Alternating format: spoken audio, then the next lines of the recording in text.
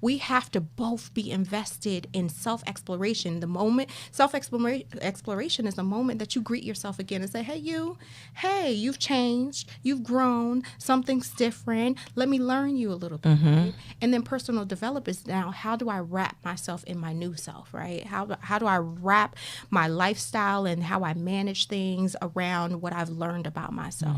If two people are doing that alongside one another, I think they do really well, right? But it's the people who are like resistant of I don't need this, I don't need. I think that is what we have to look at in relationships.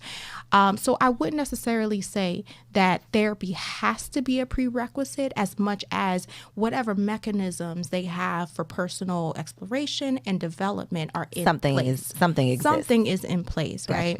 I think that therapy is great. Again, I think all of us benefit from it, but not necessarily all of us need it. And the reason why not all of us need it is because some of us did develop in a conditioning that allowed us to have certain practices that moves us forward, whereas some of us were stifled by trauma and so on and so forth, and we have to go figure some of that stuff out. And that is where I think a lot of challenges come in relationship. When you have not figured yourself out, then you attach yourself to someone who has not figured themselves out, and then y'all are butting heads trying to figure yourself out, him out, the togetherness out. And all the while just projecting onto one another. Exactly.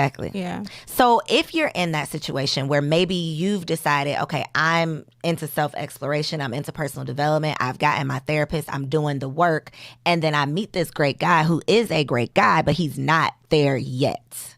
How do you have the tough conversation around, I think you might be dealing with something that, may end up hindering this relationship? Ooh, that's a tough conversation. Girl, because I be struggling with it too. And I'm the therapist. So, I think courageous conversations are always going to feel like courageous conversations. I think we get held up in the how and the when, right? And then the how and the when just become a reason to avoid it, or delay it. Waiting for the right time and the right thing to say. There's never actually a right time, because that would suggest that there's going to be something in you that's going to determine how that person reacts. I always say that people come pre-programmed. Whatever's in them is what's in them. They're going to react to it however it's in them to react to it. And a lot of times we will come out of courageous conversations feeling injured or feeling like we failed something because of how that person reacted. But I would say that, you can be exceptional, but you're not that grand, right? You're not that grand to override someone's conditioning so that they can be whatever you need them to be in that moment, right? So again, they're going to respond according to however they're pre-programmed. So when you go into a courageous conversation, go to deliver, not to receive, right?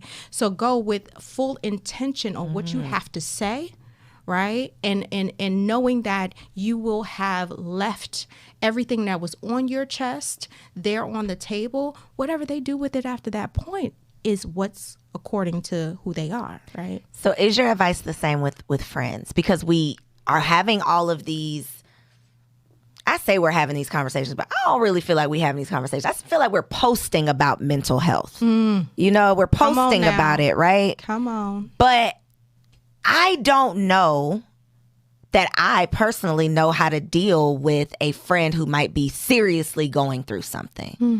How do you have those, the same type of conversation, I guess, with a man? How do you, is your answer the same? Like, go to deliver and not necessarily like how they take it is not your problem. You just need to make sure you're delivering. So I think it's a little different with friends, especially like female relationships, right? Because we tend to be a lot more transparent and open, like with our girlfriends. Girl, you need to go talk to somebody. But I am more likely to do a lot of exploration, especially because I'm a therapist. So like my friends know, they're like, I'm talking to my girlfriend, not my therapist friend right now, so I try not to be a therapist in every moment, So usually I will say, hey, I'm here. I'm always going to leave the door open. I'm here. What's going on? It's okay. My line all the time is, it's okay not to be okay. I think that is the greatest support you can ever lend to someone. It's okay not to be okay. And I'm going to be not okay right here with you, right? So I think it's just being present with them and not forcing them, but letting them know, hey, this might work, that might work. What do we want to do, right? Because I'm in this with you. I'm a resource. I'm a support. And then the check on your strong friends side of things. If you are the strong friend, who, like, is that a thing?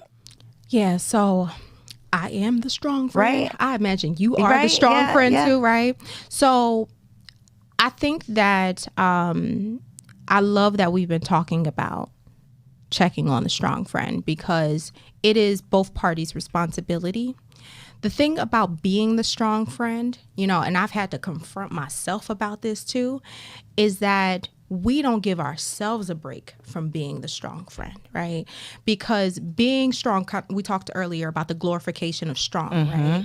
And it's something that you are labeled with at some point in your life, but then it becomes so much of your identity, but then eventually becomes a cage because the strong friend doesn't really get to have issues, doesn't really get to have problems, doesn't really get to be vulnerable, doesn't really get to say, hey, I need, or I want, or can you, we don't really feel like we have the liberty or the luxury to be. Because you're supposed to have it all together. We're supposed to have it all together. We're everybody else's confidant or resource, right?